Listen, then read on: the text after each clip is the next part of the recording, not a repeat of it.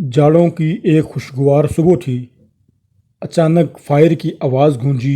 एक के बाद एक लगातार फायरों से पहाड़ियां गूंज गईं और इस गरज के साथ ही हवा में पहाड़ी कौवों के झुंड पागलों की तरह शोर मचाते हुए देवदार के पेड़ के चारों तरफ चक्कर लगाने लगे। 10 साल का विष्णु चलते चलते ठटक कर रास्ते में एकदम से खड़ा हो गया, जैसे उसकी जान ही निकल गई हो। शिकारी फिर आ गए। अब किसकी जान के पीछे पड़े हुए हैं। दो चार चक्करदार रास्तों पर कूदता फनता विष्णु बड़ी सड़क पर आ गया, जो उसके गांव के ऊपर से गुजरती थी। मशरक में सूरज पहाड़ियों के पीछे से झांक रहा था। विष्णु को मालूम था कि उसे फौरन कर्नल दत्ता के खेतों पर पहुंच जाना चाहिए, जहां वो काम करता है। खेतों से मिले सेब के बाग में अभी बहुत काम बाकी है। आजकल सेब के पेड़ों पर कीड़े मार दवा छिड़की जा रही है और ये काम सुबह सवेरे ही शुरू हो जाता है। मगर वो अभी तो नहीं जा सकता। उसे ये पता चलाना है कि ये फायर क्यों किए गए हैं। बड़ी सड़क पर जहां वो खड़ा था, वहां से 200 फीट नीचे सेब के बाग को वो साफ देख सकता था। उसके बाएं तरफ सीढ़ियों की तरह गेहूं के खेत फैले थे। गेहूं पक चुका था और उसकी नाजुक हरी हरी बालियां सुनहरी हो चुकी थीं। कहीं कहीं तो किसानों ने कटाई भी शुरू कर दी थी और खेतों के बीच कटे हुए पोतों के ठंड बड़े चौकोर हिस्से नजर आ रहे थे। एकदम विष्णु की समझ में आ गया। कटाई के वक्त बच्चे कुच्चे दाने चुगने के लिए बहुत से तीतर जमा हो जाते हैं। शिकारी भी ये बात जानते हैं। एक और फायर हुआ। विष्णु खेतों और सेब के बाग को भूल गया और वो हवा के भगोले की तरह गेहूं के खेत की तरफ झपटा। खेतों के किनारे पहुंचकर उसने चारों तरफ नजर दौड़ाई। पहाड़ों के पास कुछ आदमी नजर आ रहे थे, मगर उन सब को तो वो जानता था। उसे यह भी मालूम था कि उनमें से किसी के पास बंदूक नहीं है। धड़कते हुए दिल से उसने तेजी से खेतों पर निगाह दौड़ाई, मगर उसे कहीं कोई हरकत नहीं दिखाई दी। बस जब हवा चलती थी तो गेहूं की बालियां लहलहाने लगती थीं। किसी चिड़िया की चहचहाहट तक सुनाई नहीं दे रही थी। बस पहाड़ी कौवे आसमान पर चक्कर लगा रहे थे। कहीं ना कहीं शिकार है तो, पर है कहाँ? क्या वो फिर फायर करेगा? विष्णु ने घुटनों के बल बैठकर गेहूं के पौधों में झांका। वहां से उसे पौधों के सिर्फ डंठल दिखाई दे रहे थे। पत्तियां ज्यादा घनी नहीं थी। शायद यही तरीका आसान रहेगा उस घुसपैठिए को ढूंढने के लिए। विष्णु ने गुस्से में घोंसले बनाए हुए सोचा, वो उस आदमी को आज जरूर सबक सिखाएगा। उसकी हिम्मत कैसे हुई कि वो यहाँ चिड़ियों को शिकार करने आ गया। धूम! उसका घोंसला हवा में ही लहरा कर रह गया, क्योंकि उस वक्त एक तीतर का बच्चा फुर्र फुर्र भागता हुआ डंठलों के बीच से निकल आया। उसने फड़फड़ाकर उड़ने की नाकाम कोशिश की, मगर एक तरफ को लुढ़क गया। ओ, ये तो जख्मी है, विष्णु ने सोचा। उससे पहले कि शिकारी उसे पकड़े, मुझे उसे पकड़ लेना चाहिए। विष्णु ने तेजी से कदम बढ़ाए, मगर तीतर लड़खड़ाता हुआ गेहूं के पौधों में घुस गया। विष्णु का मुंह लटक गया। रुक जा, वो बुड़बुड़ाया, मैं तुझे कोई तकलीफ नहीं पहुंचाऊंगा। मगर तीतर भागता ही रहा। विष्णु बस नीचे झुककर चारों हाथ पांव के बल उसके पीछे भागता रहा। तीतर और घबरा गया और जितनी तेज भाग सकता था भागा। विष्णु की समझ में एक तरकीब आई। उसने अपना स्वेटर उतारा, उसे दोनों हाथों में पकड़कर तीतर के पीछे लग गया। तीतर जान बचाने के लिए पूरी ताकत से फुर्र फुर्र भागा। एक बार फिर उसने फुड़फुड़ाकर उड़ने की कोशिश की, मगर फिर एक तरफ लुढ़क गया। बस उसी वक्त विष्णु को मौका मिल गया। आहिस्ता आहिस्ता तकरीबन रेंगता हुआ वो उसके पीछे पहुंचा और बहुत सफाई से एक ही झटके में अपना स्वेटर उसके ऊपर डाल दिया। 1 मिनट बाद वो तीतर को दोनों हाथों में मजबूती से दबाए खेत से बाहर कूद गया। विष्णु पहाड़ी पर तेज तेज चढ़ रहा था। गहरी खतई जमीन पर नंगे पैर, जैसे वो उड़ा चला जा रहा हो। उसके दाईं तरफ खेत थे और बाईं तरफ कांटेदार तारों की बाड़, जो कर्नल दत्ता ने लगवाई थी। पहले कई बार वो उस बाड़ के नीचे से निकल चुका था, मगर तीतर को दबोचे हुए बाड़ को उस तरह पार करना, ये भूल वो ख्वाब में भी नहीं कर सकता था। उसके अलावा कोई चारा भी नहीं था कि वो सीधा सड़क की तरफ दौड़े और उल्टे हाथ को मुड़कर कर्नल दत्ता के खेतों में पहुंच जाए, जहां कोई खतरा नहीं है। जोर लगाकर दौड़ने की वजह से वो दौड़ा हुआ जा रहा था। वो खेतों के दूसरे किनारे पर पहुंचने ही वाला था कि उसके पीछे से एक सख्त आवाज गूंजी, ऐ लड़के, फौरन रुक जा, वरना मैं गोली मार दूंगा। जवाब में विष्णु और तेज दौड़ने लगा। रुक जाओ, आवाज ने फिर चिल्लाकर कहा।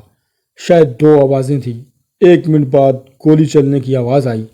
وشنو کو کچھ چھرے کانٹے دار تاروں سے ٹکراتے ہوئے سنائی دیے۔ اس کا سینہ اس دھونکتی کی طرح چل رہا تھا جو اس کی اماں گھر پر آگ جلانے کے لیے استعمال کرتی تھی، مگر رکنے کا کوئی سوال ہی نہیں تھا۔ اور پھر اسے اپنے پیچھے قدموں کی آواز سنائی دی، باریک دھمکدار قدموں کی آوازیں، بڑی عمر کے آدمیوں کی آوازیں جو اسے برا بھلا کہہ رہی تھیں۔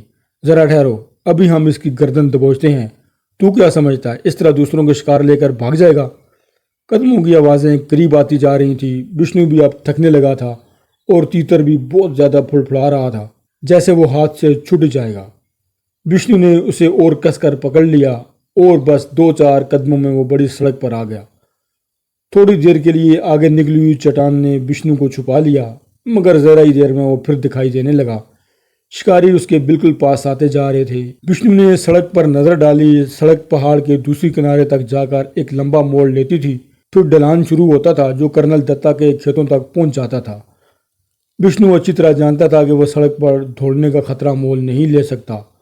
بہت لمبی سڑک ہے اور یہ بات طے ہے کہ اگر وہ سڑک پر رہے گا تو شکاری اسے ضرور پکڑ لیں گے۔ اسے کوئی چھوٹا راستہ پکڑنا چاہیے۔ وشنو بنا کچھ سوچے ایک دم پلٹا اور اپنے الٹے ہاتھ پر جنگلی راسبری کی گھنی جھاڑیوں میں چھلانگ لگا دی۔ یہ جگہ مڑی مڑی اور ایک دوسرے میں الجھی کانٹے دار جھاڑیوں کی ایک جھنڈ سی تھی اور اس کے نیچے ایک سیدھی ڈھلان تھی جو کرنل دتا کے کھیتوں تک پہنچ جاتی تھی۔ اس سیدھی ڈھلان پر اترنا ہر ایک کے بس کی بات نہیں تھی، صرف پہاڑی بکریاں ہی یہ کام کر سکتی تھیں، مگر وشنو نے بھی پکا ارادہ کر لیا تھا کہ آج وہ یہ کوشش ضرور کرے گا، کیونکہ یہی اس کی آخری امید تھی۔ وشنو گھنی جھاڑیوں میں کونیوں کے بل رینگنے لگا۔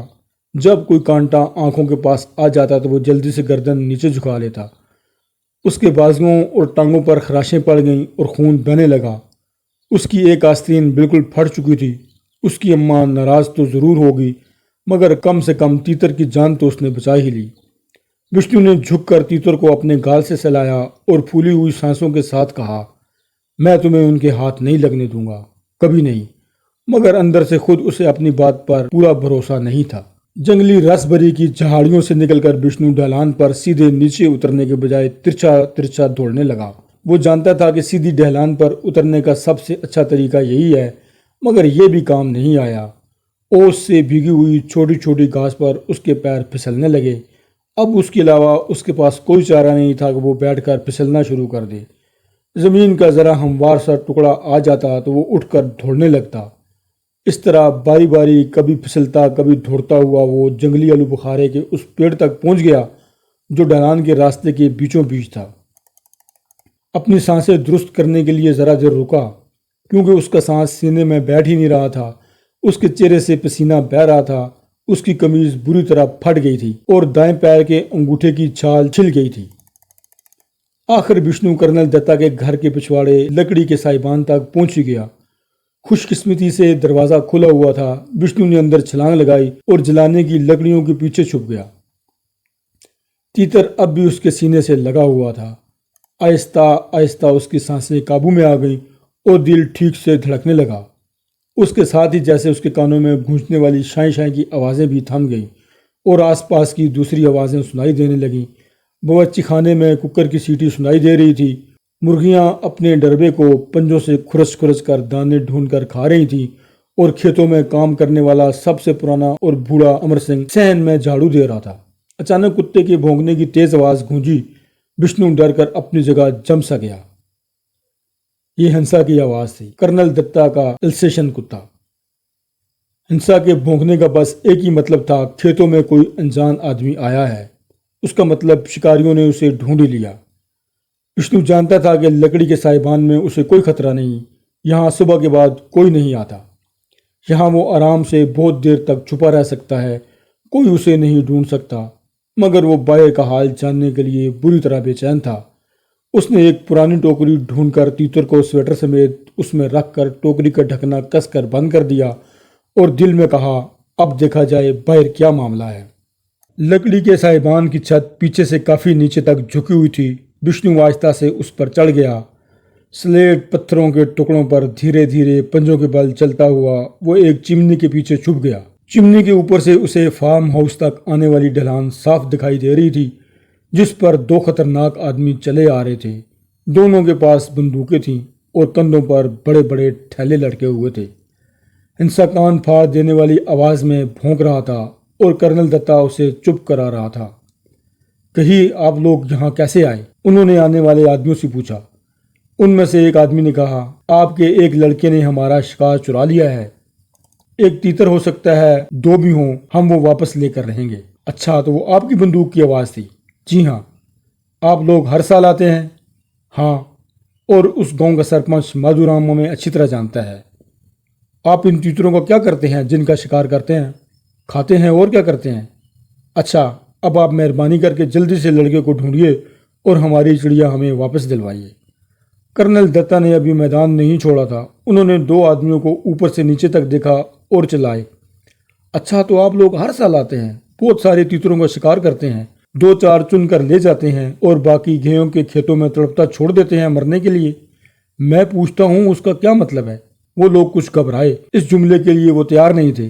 कर्नल दत्ता ने आगे कहा, अगर आप लोग खाने के लिए शिकार करते हैं तो कम से कम इतना ख्याल तो रख ही सकते हैं कि बस इतने ही परिंदे मारें जितनी आपको ज़रूरत है, और जिन चिड़ियों को आप जख्मी करके छोड़ जाते हैं उनका तो कुछ ख्याल कीजिए। बराए मेहरबानी आप इसी वक्त मेरे खेतों से निकल जाइए। मैं आप जैसे लोगों से अब एक लफ्ज़ भी बात नहीं करना चाहता। विष्णु ने चिमनी के पीछे से देखा कि वो दोनों आदमी बिना कुछ कहे एकदम मुड़े और तेजी से चलते हुए बड़ी सड़क की तरफ चले गए। एक मिनट बाद कर्नल दत्ता की आवाज़ गूंजी, अमर सिंह, जल्दी से दवा छिड़कने की मशीन लो, हमें फौरन बाग में काम शुरू कर देना चाहिए। विष्णु छत से नीचे कूदा और तीतर को हाथों में दबाकर दौड़कर घर में चला गया। बाबूजी, बाबूजी, उसने आवाज़ दी, इस तीतर को देखिए, ये जख्मी है। कर्नल दत्ता ने गुस्से से घूर कर उसे देखा और डपट कर पूछा, अच्छा, तो वो तुम थे? क्या करोगे इस तीतर का? पालूंगा इसे, और क्या, विष्णु ने जवाब दिया। कर्नल दत्ता नरम पड़ गए। ठीक है, ठीक है, पता है तुम्हें, तीतर बहुत अच्छे पालतू बन जाते हैं। उन्होंने तीतर के जख्म का मुआयना किया।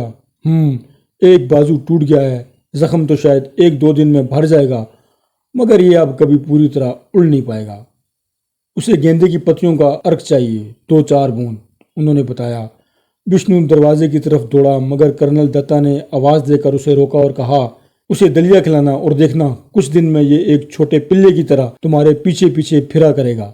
अरे हाँ, ये बताओ, तुम्हें तीतर की आवाज़ निकालना आती है? विष्णु फौरन समझ गया और तीतर की आवाज़ निकाली, कील का का, कील का। शाबाश, तुम तो बिल्कुल असली तीतर की तरह बोल रहे हो, कर्नल दत्ता ने खुश होकर कहा। विष्णु ने उन्हें खुश होकर देखा और उसकी बाँछें कानों तक फैल गईं।